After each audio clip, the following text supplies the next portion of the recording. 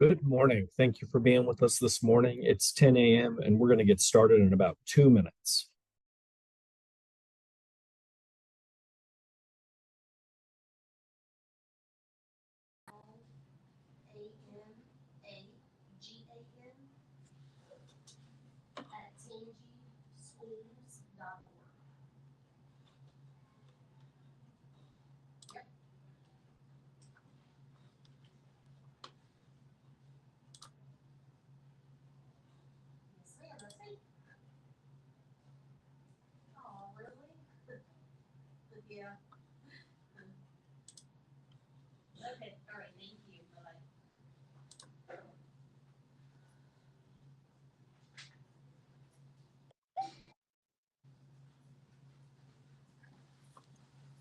That's what it would look like.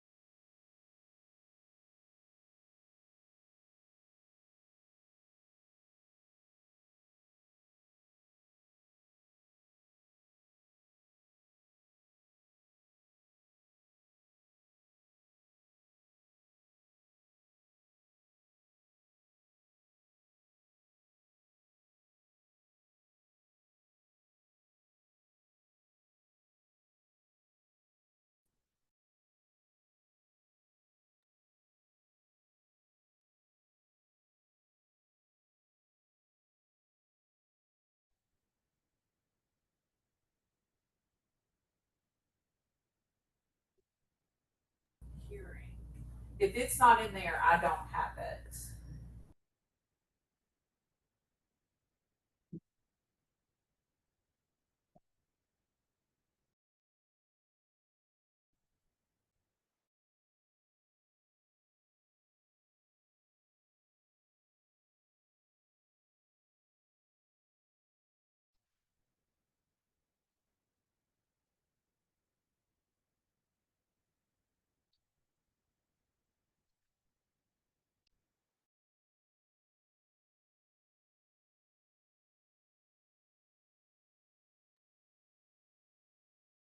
Thanks again for joining us. We're going to go ahead and get started. Today, we're going to discuss the recently adopted revisions to Louisiana's accountability system.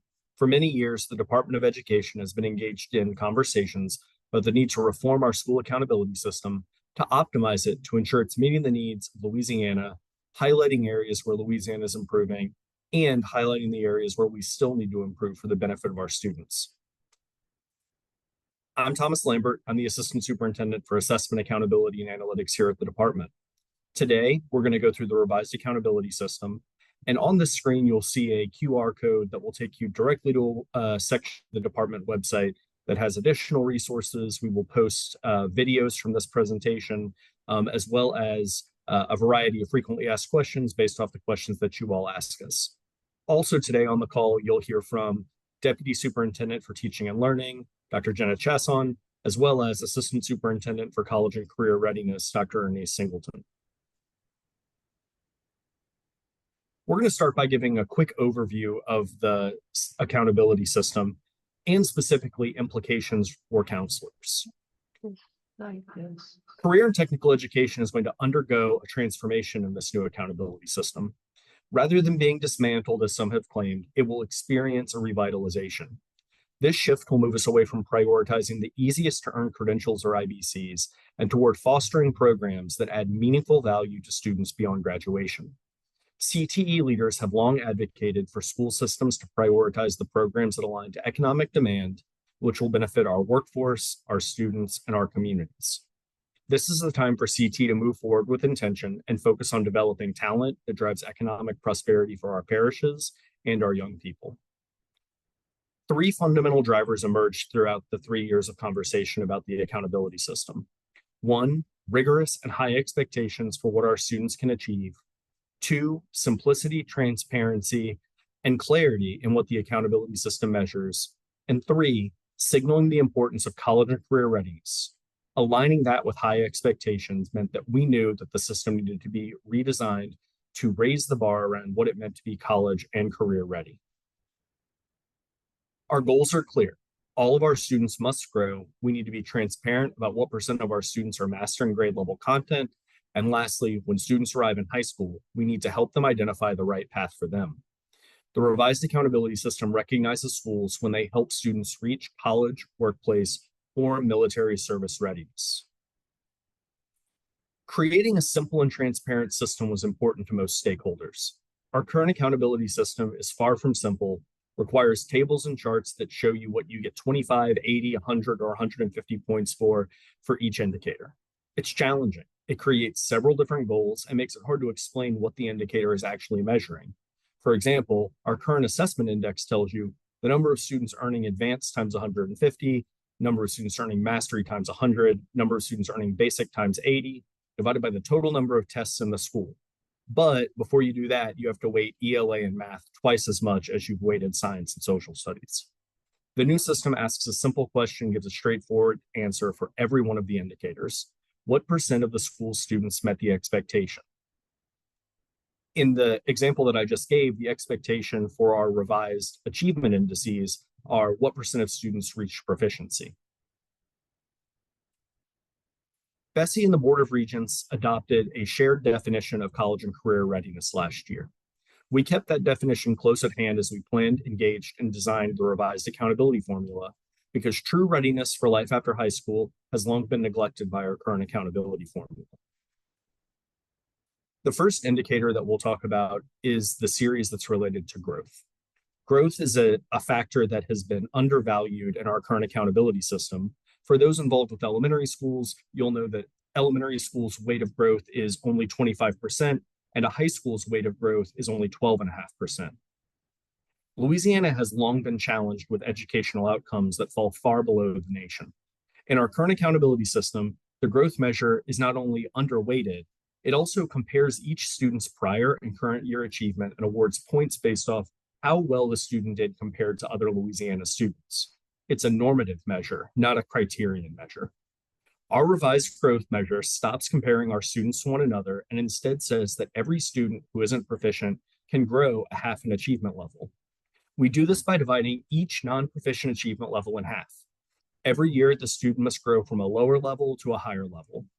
In the example you see on the screen, we see a student entering 3rd grade. She's excited to go to school, but she gets her first year LEAP results back in ELA and she gets the lowest score possible, a 650. She's starting out in low unsatisfactory. The following year, if she gets to a 675, she'll now be in the high unsatisfactory level. In each of these years, she has made meaningful progress toward being proficient. And in each of those years, the school can count her in the % of students growing. What's really great about this is if she grows at this pace every year, even though she arrived in elementary school far below level, the lowest possible score, by the time she finishes 9th grade, she will have mastered grade level content in English and be choice ready to be able to choose what path is best for her, whether she wishes to go to college, whether she wishes to enter straight into a career. The world is her oyster. Continued growth is really important. Students are expected to continue to grow after they reach mastery. They need to grow 1 point each year, or once they reach advanced, they must maintain advanced for the school to continue to earn credit. Additionally, we know because of how far behind she's starting, we think it is really critical to catch her up. She's probably in the lowest 25% of students in her school. She's going to be in the growth measure because of that multiple times, because we are now creating growth measures that target students who are in the lowest 25% of schools, rewarding schools that are truly growing the students that are farthest behind. We're now starting to see the school scorecard filled in. You'll see here the actual % of students improving year over year in math and English, and then the additional focus on the math and English growth for the students who are farthest behind. You note the math at 41.5%, English at 46.5%, math for the lowest 25% of students at 50.1%, English for growth for the lowest 25% of students at 49.9%. These are the actual percentages of students who are meeting the growth expectations in the state of Louisiana that I described on the previous slides. English learners take an additional assessment that measures English language acquisition. This is included as its own standalone indicator within that growth component. It is not included in any other indices, so it is its own standalone indicator. You'll note that we now have 5 indicators within this formula, and we're going to continue filling in the scorecard. The next set of indicators is achieve. Proficiency matters. Just like making real progress every year, and the growth measure is our goal for every student, mastery is our minimum goal for every student. We've been able to simplify our achieve measure to a single question. What percent of students reach proficiency or above? We continue to incentivize helping students reach advanced through our growth indicator, like I just described. You now see a clear, transparent indication of how students are doing across all of these measures. On the left, what percent of students are growing? On the right, what percent of students are proficient? For a K-8 school, this completes their scorecard. You'll see these same factors appear on the high school scorecard. They create a strong foundation for preparing students to be literate, numerate, civic-minded, and critical thinkers that will help them when they reach high school to be prepared to choose their post-secondary pathway, college, career, or both. No matter which pathway, these foundational skills are critical for success in life. As an elementary school, you would simply average the scores that you saw on that slide, and that would be the school's overall score. With that, I'm going to hand off the presentation to Dr. Jenna Chasson, Deputy Superintendent for Teaching and Learning. Thank you, Mr. Lambert, and good morning, everyone. Thank you all again for joining us. I want to just go over a few resources and support that we have for you all regarding the Achieve and Grow components of our new accountability system. We know that the concept of achievement must be embodied by the support provided to school leaders, teachers, counselors, and students. Today, I'll discuss strengthening instructional coherence through teacher and leader growth and development and expanded academic support for students. Schools and systems promote coherence and strengthen learning through high-quality professional learning structures. And when I say high-quality professional learning structures, I'm talking about instructional leadership teams and teacher collaboration. These structures leverage information and resources to build the professional capacity of educators so they're prepared to meet the needs of all students.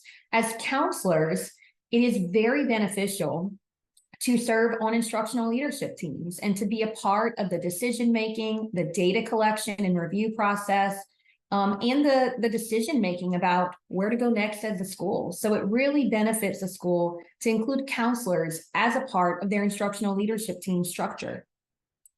High-quality instructional materials is another key component in a way that we connect the dots around improved student learning. We know that instructional materials are one of the most important tools educators use in the classroom to enhance student learning. It's critical that these materials fully align to state standards and are high quality to provide meaningful instructional support. Our new Louisiana Leader rubric and Louisiana Educator rubric clearly define excellence in school leadership and classroom instruction. These tools help our educators build essential mindsets and skills that elevate their practice, advance instruction, and improve outcomes for all students. Current classroom observation and student work is critical for high-quality professional learning decision-making, goal setting, and progress monitoring. Over the last decade, we've implemented initiatives designed to support continuous improvement of teaching and learning. As a state, we've prioritized the adoption and implementation of high-quality instructional materials.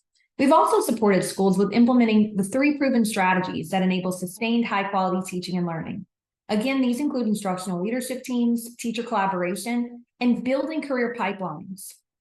Our new improved educator evaluation system, called LEADS, the Louisiana Educator Advancement and Development System, will build upon and support these initiatives. The process and instructional practices evaluation supports will be implemented through the structures of instructional leadership teams and teacher collaboration, and it will also support the implementation of high-quality instructional materials. The new LEAD system will provide counselors, teachers, and leaders with a research-based vision for instructional excellence. It will promote student outcomes-focused assessment of instruction and provide a structure of professional learning opportunities that connect to evaluation. The essence of the new Louisiana Educator rubric is highly effective instruction that results in deep student learning. And highly effective instruction moves beyond foundational engagement. The rubric was developed to support a shift from student engagement to student ownership of learning.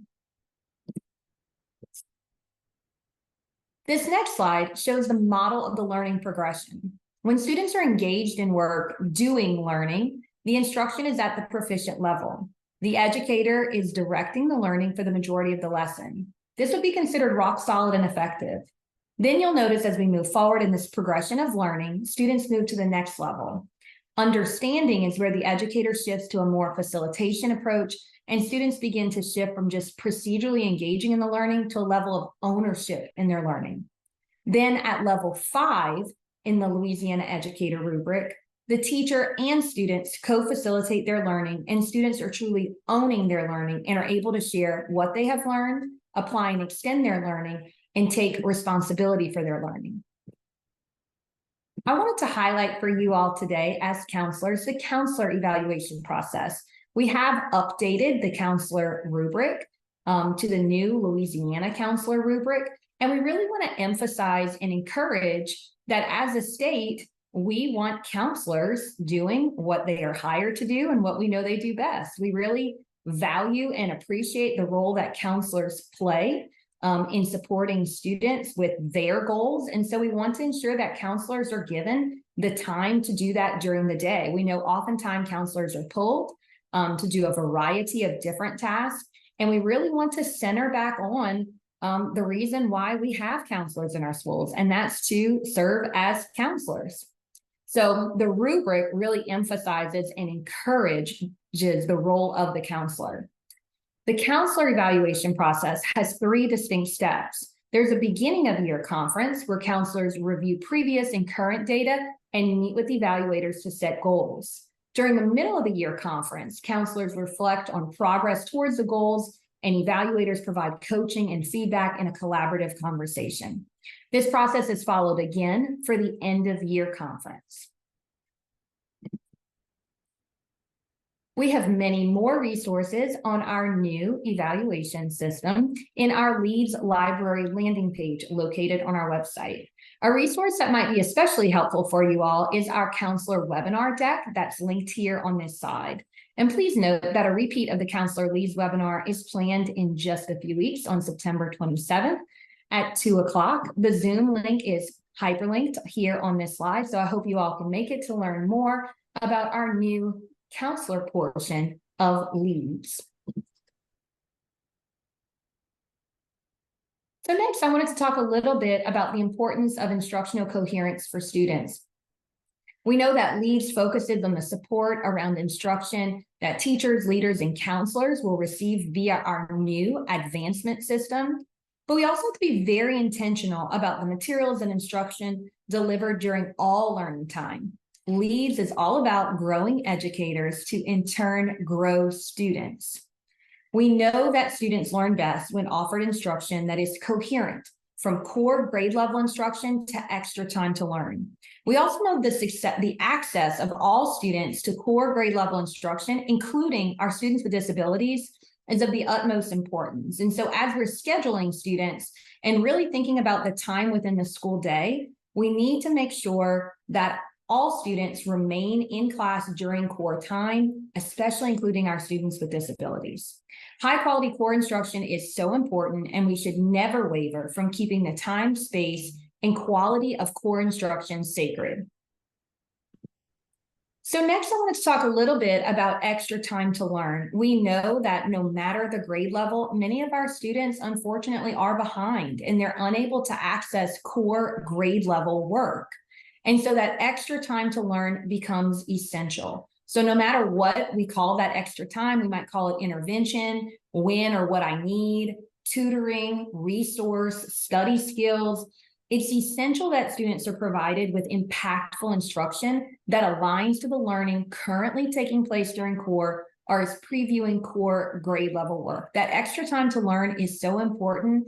And I think many times it's something that's kind of glossed over, maybe not always well planned for, and sometimes becomes a waste of time for students. So we want to make sure that we're really honing in on that extra time to learn and making it something really valuable that connects to core grade level instruction and really prepares students to access that grade level work. And just a little note for those of you who may work in a kindergarten through 5th grade setting, Act 771 of this past legislative session requires all students in grades kindergarten through 5 who fail to achieve proficiency, also known as mastery, on any statewide assessment in reading or math to be eligible for expanded academic support. And so they have to be provided with one of two things, either prioritized placement in a class taught by a highly effective teacher or high dosage tutoring. Act 771 is now known as the Accelerate High Dosage Tutoring Program, and it has specific program requirements that are listed here on this slide. And so we encourage that the time for this tutoring is embedded in time that you all have already carved out of your calendar. We know that a lot of people already have within their school schedule of the day a block of time that's called Accelerate, Intervention. And so this is really meant to enhance that time and really strengthen what's happening during that time, not carve more additional time out of the day. Also wanted to highlight today a newly released template, and this is for individual academic support plans. And this IASP template covers the expectation of many legislatively mandated plans. So this includes the literacy support plans, math plans, tutoring plans, and the old IAIP template. So this new revised IASP is considered the umbrella student support plan, and it really includes all of the requirements that are needed in those other plans in one support plan for students. So this should be created by teacher, principal, counselor at times, other pertinent school personnel, and of course with input from the parent or legal guardian. And so finally on this page, just wanted to include here resources and information related to high dosage tutoring and expanded academic support for students. And I'm happy to hand it back to Mr. Thomas Lambert to continue with the Thrive portion of today's presentation. Thanks so much, Dr. Chasson. No matter where a student starts, growth is critical. By having a strong focus on student proficiency and student growth, we know that more students will reach 10th grade ready to have choices about their post-secondary plans. Graduation rate continues to be an important indicator in a high school or a district school performance score. This indicator is simplified though. As you probably know, in the current accountability system, you have to multiply by your grad rate by 0.9 if it was below 75, or by 1.11112 if it's between 76 and 90, and if it's between 91 and 100, you need to add 5 to 100 for every point you're above 90. The new formula is simpler. It just says what percent of the cohort earned a diploma on time. The nationally recognized assessment index shows the percent of students reaching the equivalent of a 20 on the ACT on a variety of nationally recognized exams that show college and career readiness, or a gold on the work keys, or a 59th percentile on the ASVAB.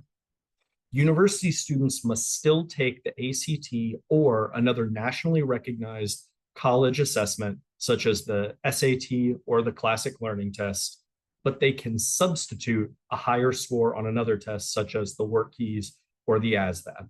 However, university-bound students who are on a university diploma pathway, must continue to at least take one of those nationally recognized college and career readiness exams. Louisiana's current accountability system had an indicator that purported to recognize credential attainment. In reality, a school would earn 100 points out of 150 for a student graduating on time. Low-level and high-quality credentials represented bonus points with that indicator, or only a third of the points that were available. In this new index, we asked the question, what percent of students are really ready for life after high school? What percent of students are actually accelerating into improving readiness for life after high school? College-ready grads who earn a 20 on the ACT or an equivalent can demonstrate through a variety of ways that you see there on the left-hand side of the screen that they have earned college credit. We've also prioritized decreasing the amount of testing that students take by highlighting the fact that if a student scores a 25 or better on the math section or a 26 or better on the English section of the ACT, they've earned college credit at our flagship university here in the state. And as a result, they would earn credit in that indicator. Graduates can also demonstrate that they are accelerating into career by earning high quality industry recognized credentials that are valued by business and industry and having a valuable work-based learning experience. We'll talk more about the work-based learning experiences because that will be phased in over time. Lastly, and certainly not least, we for the first time included in our accountability system recognition for students and schools who help their young people choose to serve our nation in the United States military.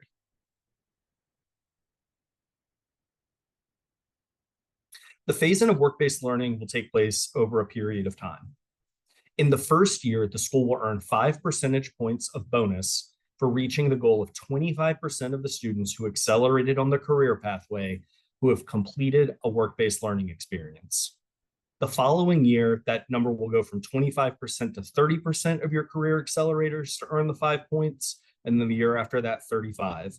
That will continue to grow 5 percentage points until we reach 65%. And the year after that, it will become an expectation within the formula that to earn credit within the college and career or service accelerator, a career accelerator student must have a high quality work-based learning experience. Here's the complete scorecard. Calculating a school or district score is simple. You just average all of the indicators together, and that gives you the overall score. We are now going to transition to Dr. Ernice Singleton, Assistant Superintendent for College and Career Readiness, to share some important implications from the Thrive component for professional school counselors. Dr. Singleton? Thank you, Mr. Lambert, and good morning, everyone. Thank you for joining us, and I do hope that this presentation has been informative thus far and that the concluding part will be as well. The Office of Career and College Readiness stands ready to assist school systems and schools this academic year as you prepare for the launch of Grow, Achieve, Thrive. At this time, I want to delve further into the Thrive portion of this revised system.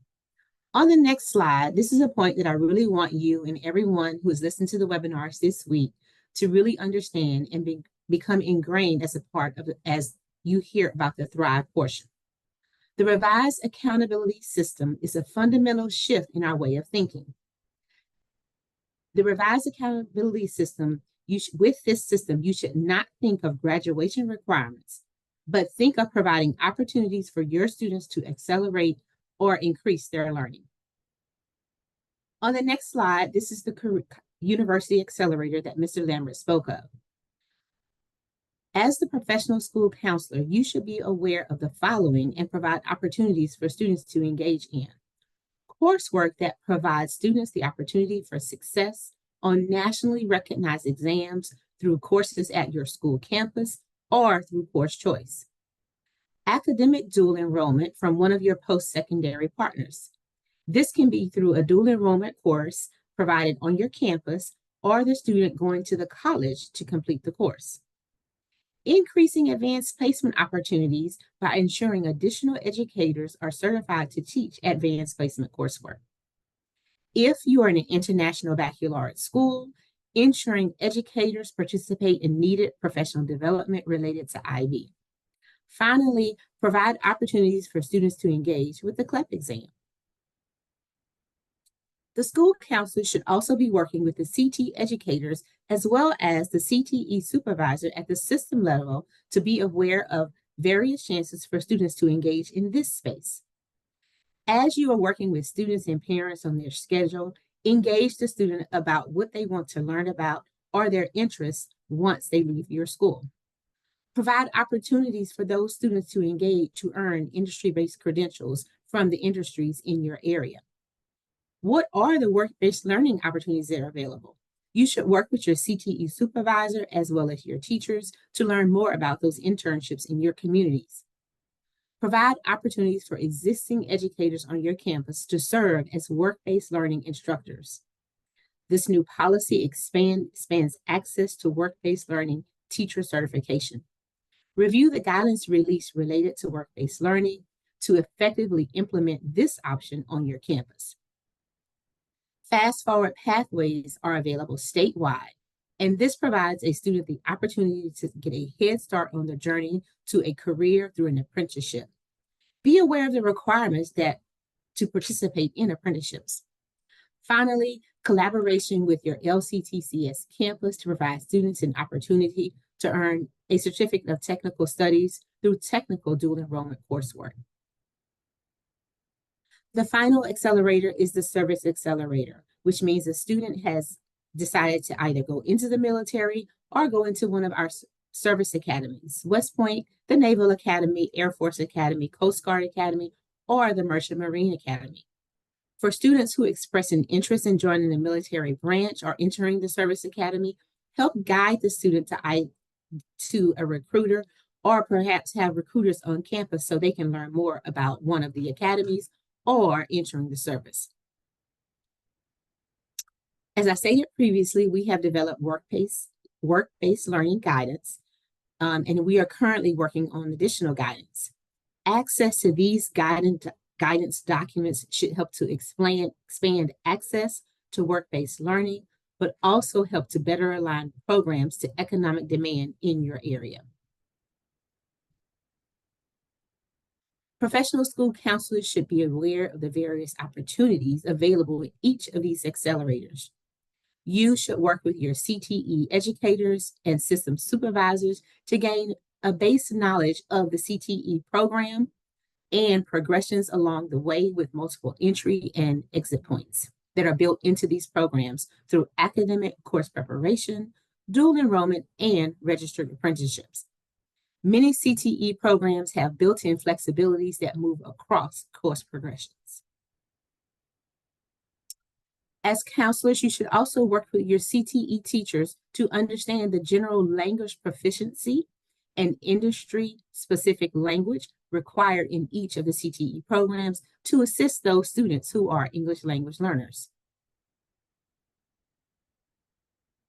It would also be good for you to understand the accommodations that are available in the CTE space, so that when you have students who need those accommodations, you can make sure that they are prepared and have the needed resources to be successful. And at this time, I'll turn it back over to Mr. Lambert to conclude the presentation. Thank you.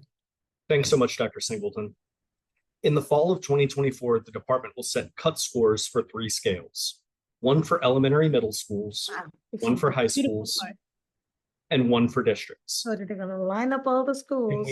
Can we mute Yes. Dr. Thank you. The simulated data will be, I'll start over. In fall of 2024, we will set cut scores on 3 scales, one for elementary or middle, one for high schools or schools serving high school grades, and one for districts.